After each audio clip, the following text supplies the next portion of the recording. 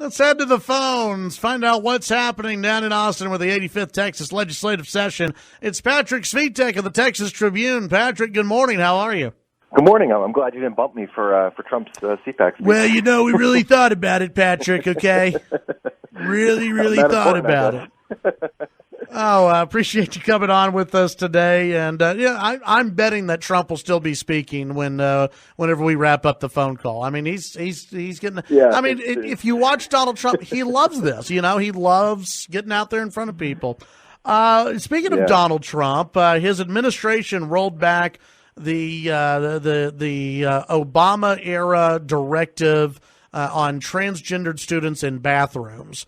How does this impact from those that you've spoken with and things that the lieutenant governor has said? How does this impact from what you've seen, the Texas bathroom bill, SB 6, here in the state of Texas?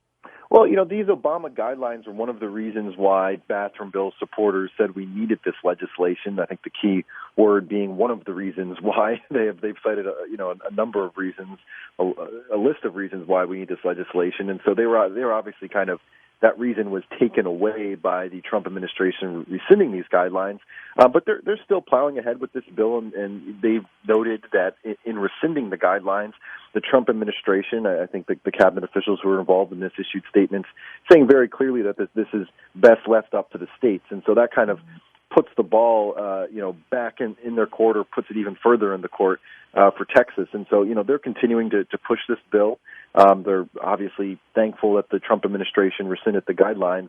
For a period there, it looked like this could have an impact on the political debate surrounding this bill in Texas, and it has. But, I think anybody who was thinking that people like Dan Patrick or Lois Kolkhorst were going to back down just because these guidelines were rescinded, I think that probably would have been misguided thinking. I mean, they've put a lot of political capital in this, and they've cited a number of reasons, and it's kind of full steam ahead at this point. Does this give a little more ammunition to Speaker Straus and to the House members who people in the House haven't been as up in arms about the Texas bathroom bill as those in the Senate? Does this give them a little bit more ammunition to maybe either change the bill to just direct it towards schools, or maybe just to not even to bring it up, just sit on it, because they may not view it as the emergency or the priority that the Senate does? Yeah, I think it gives ammunition to lawmakers who already were maybe not favorably, positioned toward it. This is a very polarizing issue, and I imagine that what happened this week with the federal government's action on the issue probably only made the critics of it, want to oppose it even more, and probably only made the supporters of it want to push it even harder. So I don't know if it necessarily changed any minds, but I think it, certainly gave new resolve to people on both sides of the debate. Visiting with Patrick Svitek of the Texas Tribune. Patrick, you've got an interesting piece up on the Tribune's website right now. Trump's impact felt in legislative districts, new election data shows. Kind of break this down for us and what you write about here in this article. Yeah, so the Texas Legislative Council, after every election cycle, after every presidential election cycle, has the ability to compile presidential election results by legislative district. We had known that in the congressional districts there were a few notable shifts, and as we pointed out in that story, it's now leading the Democratic Congressional Campaign Committee to target some districts that are traditionally Republican. But if you look at what happened in the state House and state Senate districts, there were also some very notable shifts. You now have one Republican state senator and 10 Republican state representatives who are sitting in districts that Hillary Clinton won, and in some cases won by pretty healthy margins. And again, as we point out in that story, it's not entirely clear that this spells doom for these Republican lawmakers in the next election cycle, and that there has been some, big political current that is, here to stay in their districts. But it's certainly catching people's attention. If you look at some of those swings, for example, Don Huffines, the Republican state senator I was referring to, Romney won his district by, I believe, 15 points or something like that, easily in the teens, and now Hillary Clinton won it by 5 points. That's a 20-point swing. And so a lot of, we still have ways to go before the 2018 elections, but this is certainly setting the stage for a potentially different map for Democrats to target.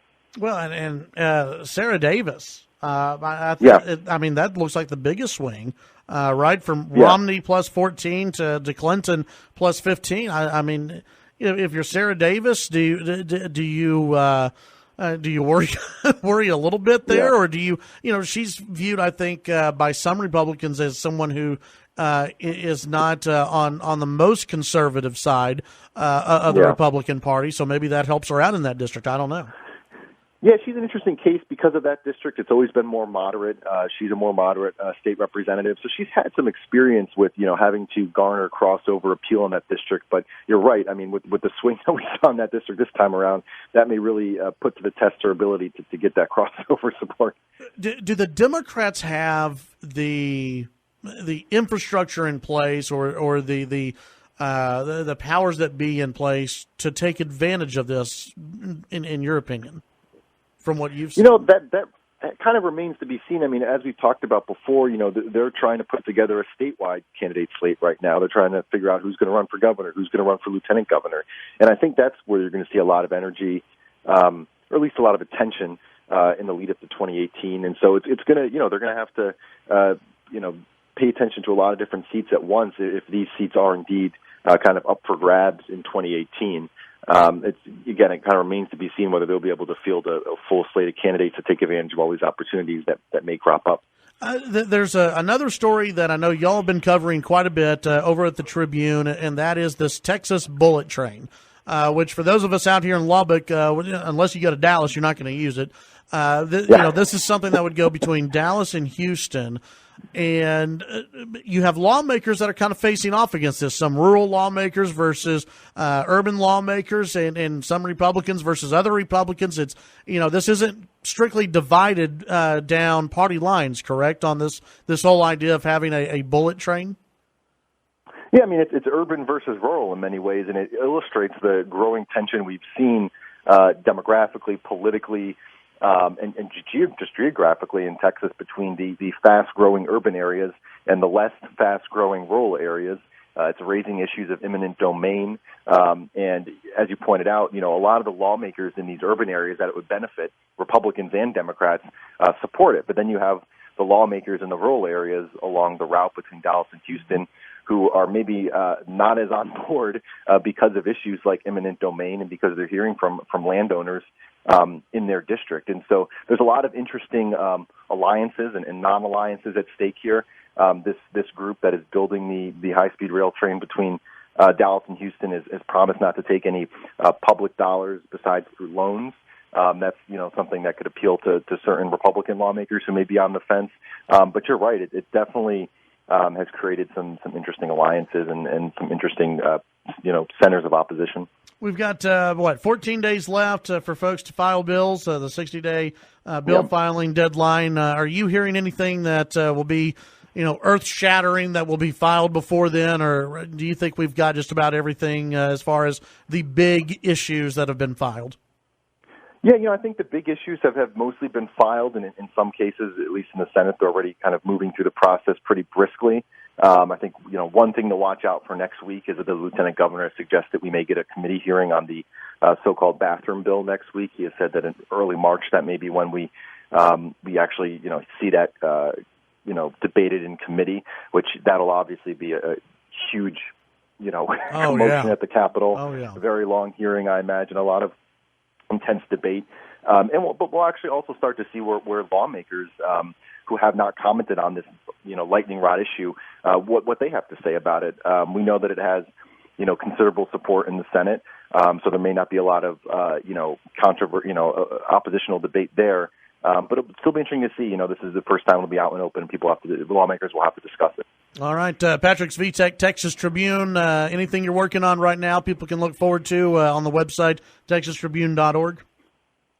Nope. We have a lot of people coming to Austin this weekend for a rally against some of Trump's immigration actions, which is not new nowadays. There's a lot of a lot of marching and rallying going on. Joaquin Castro and Beto O'Rourke are going to be speaking at this rally to potential 2018 Senate candidates. So we're just keeping an eye on that this weekend. All right. Very cool. Patrick, as always, appreciate your time, and we'll visit with you next week.